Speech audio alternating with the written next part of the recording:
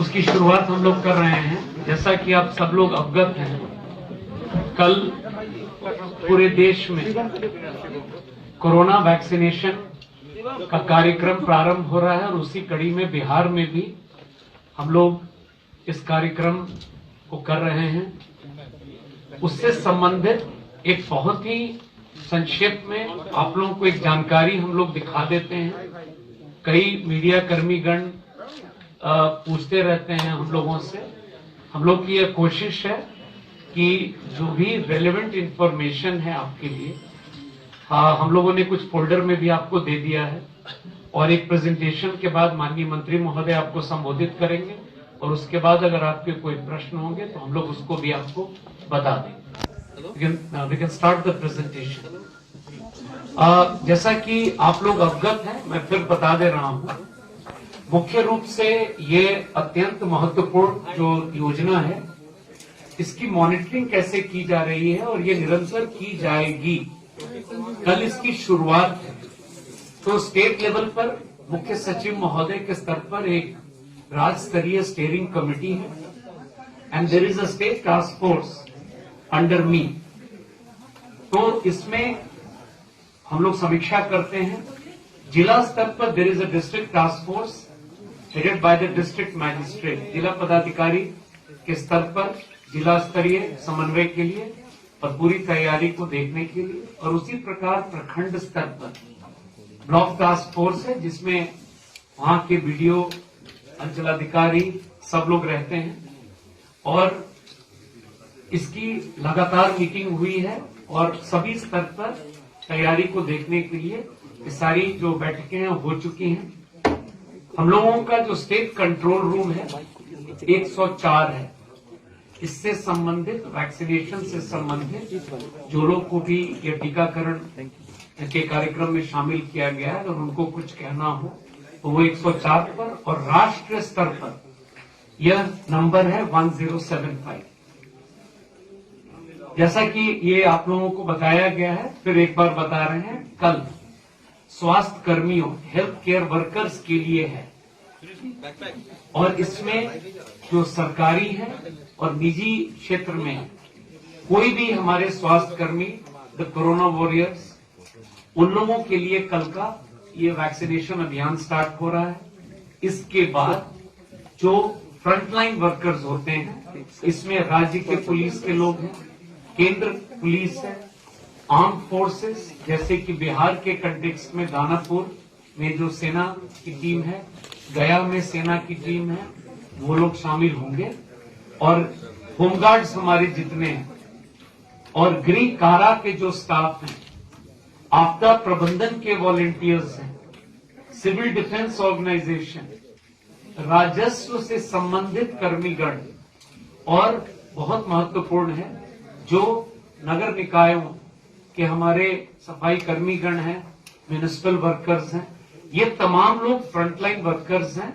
अब तक जो इंफॉर्मेशन हम लोगों के पास है, इन लोगों को रजिस्ट्रेशन करने की कार्रवाई तेजी से चल रही है। जैसे हम लोगों ने प्रथम चरण में स्वास्थ्य के लिए किया, हम लोग आंकड़ा आपको बता देते हैं। तो फ्रंटलाइन का जो डेट है वो है 25 जनवरी।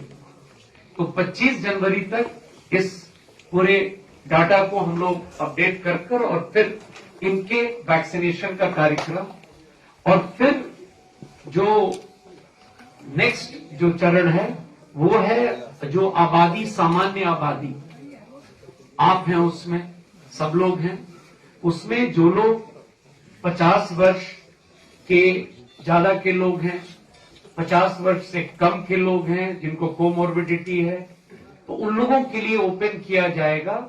और फिर आप लोगों को हम लोग सूचना देंगे कि आपको पोर्टल पर जाकर कोविन कैसे रजिस्टर करना है।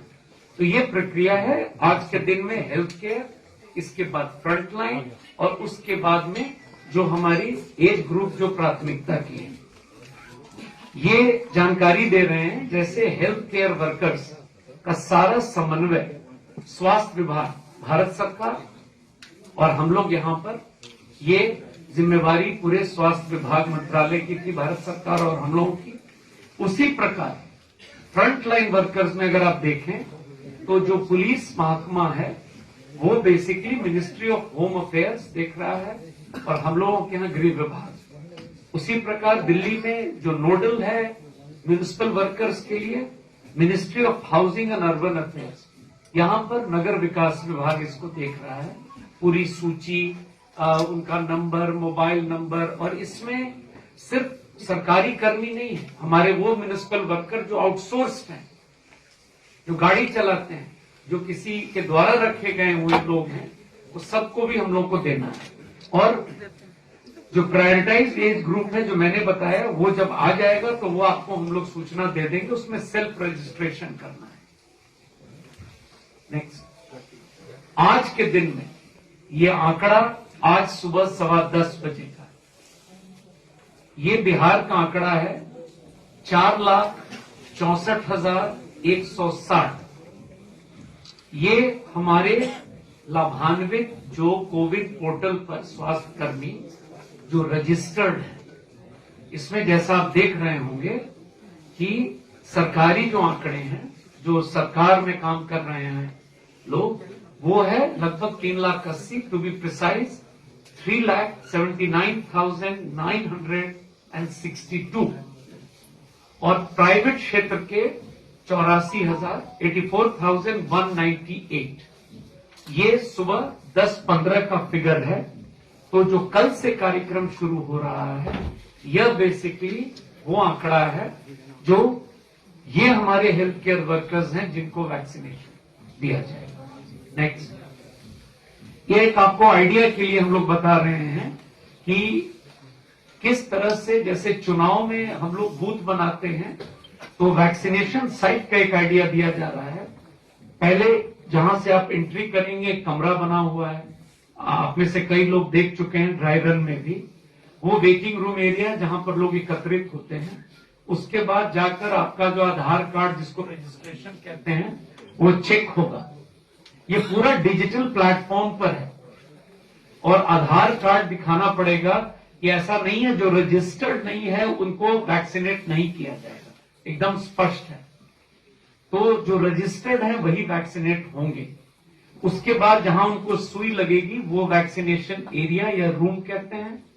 और उसके बाद आप देख रहे होंगे 3 पे ऑब्जर्वेशन रूम है। ये वहां पर उनको 30 मिनट तक बैठना है। जस्ट अगर किसी को कुछ चक्कर या कुछ उस तरह का लगे तो वहां पर व्यवस्था हम लोगों ने की है। ये एक स्टैंडर्ड डिजाइन है पूरे देश के लिए।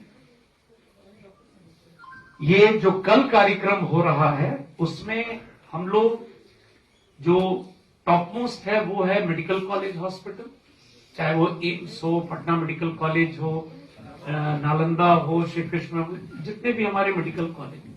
और जहां लोएस्ट है वो है प्राथमिक पीएचसी, प्राइमरी हेल्थ सेंटर, प्राथमिक स्वास्थ्य उपकेंद्र, उसके नीचे नहीं है। तो पीएचसी हमारा लास्ट है और टॉप मोस्ट जो है हमारा वो मेडिकल कॉलेज हॉस्पिटल। इसी दायरे में जो भी हमारे स्वास्थ्य कर्मी हैं, नेचुरली चूंकि वो इसी इलाके में है और वो लोग वहां कार्यरत हैं, तो वहां से टैगिंग है। और प्राइवेट सेक्टर के केस में ये हम लोगों को सुविधा है कि जो बड़े हमारे प्राइवेट हॉस्पिटल्स हैं, पारस, तो इस तरह के हॉस्पिटल के आसपास भी जो छोटे प्राइवेट नर्सिंग होम्स हैं या जो छोटे छोटे फैसिलिटीज हैं, उन लोगों को हम लोग पारस पे लाकर वहीं पर वैक्सीनेट करेंगे। नेक्स्ट, ये बहुत महत्वपूर्ण है कि इस पूरे प्रक्रिया में जो सुई, जो सिरिंज है, सुई हम लोग जो देते हैं, तो वो डिस्पोजल, जो वेस्ट जिसको हम कहते हैं, वो दोबारा यूज नहीं होगा। तो उस तरह की तमाम चीज को जो हम एकत्रित करते हैं, ये सारा बायोमेडिकल वेस्ट है। जैसे हम लोगों ने विधानसभा चुनाव में इसको बहुत ही मेटिकुलस प्लानिंग से किया और ये बहुत महत्वपूर्ण है। कोविड में गाइडलाइंस बहुत क्लियर है। तो यहां पर भी हम लोग ये जो आपको दिखा रहे हैं, ये व्यवस्था बहुत दिनों से है और अभी विधानसभा में बहुत अच्छे से इसको किया गया। तो जो हमारे इंसिनरेटर्स हैं, तो भागलपुर से 11 जिले अटैच्ड हैं और गया हॉस्पिटल से 6 जिले अटैच्ड हैं। और मुजफ्फरपुर से 15 जिले अटैच्ड हैं और इंदिरा गांधी इंस्टीट्यूट से 6 जिले। तो ये जो तमाम बायोमेडिकल वेस्ट होगा वो सबको हम लोग एकत्रित करके, और ये हमारा सिस्टम कोविड के दिनों से चला आ रहा है, हम लोग उसको रिपीट करेंगे। Move to the next. ये जो आपको हम लोगों ने बताया इलेक्शन की तरह, उसमें पोलिंग 1, पोलिंग 2, पोलिंग 3 होता है।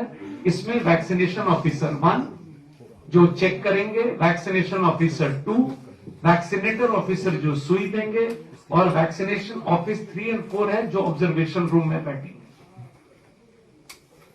कल ये जो कार्यक्रम होगा बिहार में माननीय मुख्यमंत्री महोदय, माननीय स्वास्थ्य मंत्री महोदय के द्वारा 16 जनवरी 10:45 Indira Gandhi institute of medical science Patna में इसका शुभारंभ होगा। ये आपको दिया जा चुका है।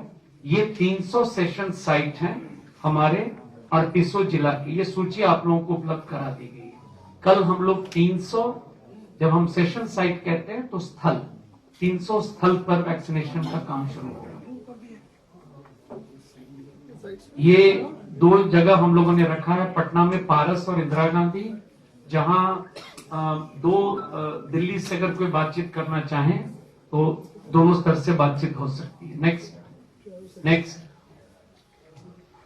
ये कल जिन लोगों को वैक्सीनेट किया जाएगा उसमें, ये कई लोग आज मुझसे पूछ रहे थे, तो इसमें सफाई कर्मचारी हैं, हमारे एम्बुलेंस ड्राइवर लोग हैं, लैब टेक्नीशियंस हैं, हमारी नर्सेज हैं, डॉक्टर्स हैं।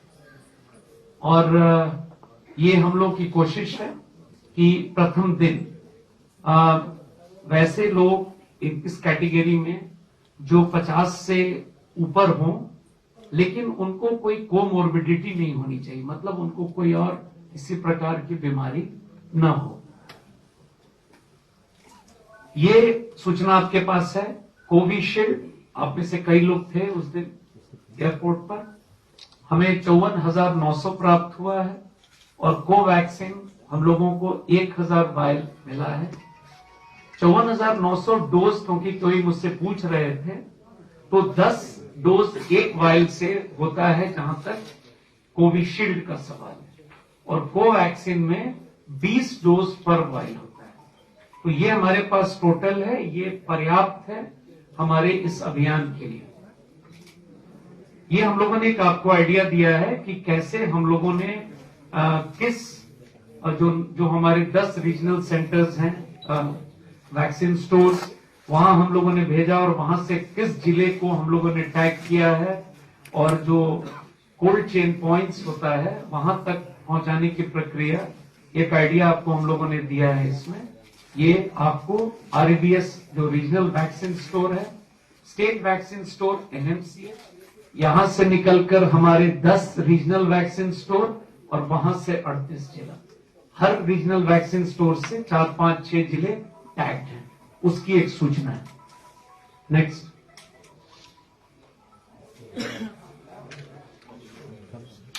नेक्स्ट। ये बहुत महत्वपूर्ण है और इसमें आप लोगों की भूमिका बहुत अहम है। मैं आपसे विनम्रता पूर्वक अनुरोध करूंगा कि ये बहुत क्लियर है, ये दोनों वैक्सीन साइंटिफिकली टेस्टेड है और एकदम फुल प्रूफ है, और इसके बारे में जो भी तरह तरह की भ्रांति है वो नहीं होनी चाहिए। इसमें आप लोगों की भूमिका बहुत अहम है, और ये जो स्ट्रैटेजी है ये बहुत इंपॉर्टेंट है कि जैसा हम लोगों ने पिछली बार भी कहा था, सुई लगने के बाद सेकेंड डोज 28 दिन के बाद लगेगा, और उस 28वें दिन के बाद 14 दिन के बाद एंटीबॉडी डेवलप करता है। मतलब जो लोग वैक्सीनेट भी हो रहे हैं उन्हें भी कोविड एप्रोप्रिएट बिहेवियर, चाहे वो मास्क हो, सोशल डिस्टेंसिंग, हाथ धोना, हैंड सैनिटाइजर, ये सब का उपयोग लगातार करते रहना होगा। आप देख रहे होंगे, आप लोगों के कई अखबार में भी ये लगातार हम लोगों ने कल से शुरू किया है, और ये लोगों को जागरूक करने के लिए, और इसीलिए पहले स्वास्थ्य कर्मी, फिर फ्रंटलाइन और तब पब्लिक के लिए यह स्ट्रेटजी बनाया जा रहा है, ताकि लोगों में किसी प्रकार का कोई भय नहीं होना चाहिए और कोई संशय भी नहीं होना चाहिए। नेक्स्ट, ये सब आप देख रहे होंगे, ये सब लगाकर हम लोगों ने भेज दिया है। नेक्स्ट, ये सब आपके एक फोल्डर में भी हम लोगों ने जो आपके नॉर्मल क्वेश्चंस होते हैं, जिसको हम लोग कहते हैं फ्रिक्वेंटली आस्क्ड क्वेश्चन, वो भी हम लोगों ने दे दिया है। वो भी आप उसको पढ़ेंगे, काफी आपको लाभ होगा उससे भी। ये इम्पोर्टेंट है कि आप लोगों को इसकी सूचना लगातार मिलनी चाहिए कि पहले दिन कितने वैक्सीनेट हुए। तो यह व्यवस्था की गई है कि हम लोग प्रेस रिलीज 6 बजे तक स्टेट हेल्थ सोसाइटी के द्वारा आप लोगों को रिलीज कर दिया जाएगा, वेबसाइट पर भी डाल दिया जाएगा, ताकि आप लोगों को परेशानी नहीं हो। ये लगातार चलेगा, ये अब 4, 5, 6 महीना, जब तक हमारा टारगेट पूरा नहीं होता है। और जैसा कि इंस्ट्रक्शन है भारत सरकार का, ये छुट्टी के दिन वैक्सीनेशन नहीं होगा। बिहार में ये राज्यों को बोला गया है अपना तय करने के लिए, तो यहां हम लोगों ने मंडे, ट्यूसडे, थर्सडे और सैटरडे, ये 4 दिन हम लोगों ने रखा है वैक्सीनेशन के लिए, और प्रेस रिलीज हम लोग आपको रिलीज करेंगे। नेक्स्ट, बहुत बहुत धन्यवाद। अब मैं माननीय मंत्री महोदय से अनुरोध करूंगा कि आपको संबोधित